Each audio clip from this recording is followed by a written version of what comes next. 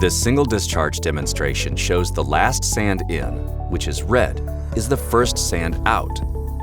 Although the sand appears to blend, this effect is taking place at the interface of the red and white layers.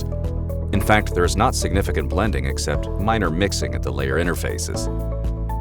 Each color remains solid and unblended during discharge. This flow is important to remember when you're using sand with temperature-sensitive chemical binders.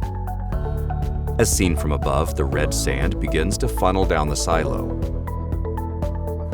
followed by the top white layer, then the blue layer, and lastly, the bottom white layer. The takeaway?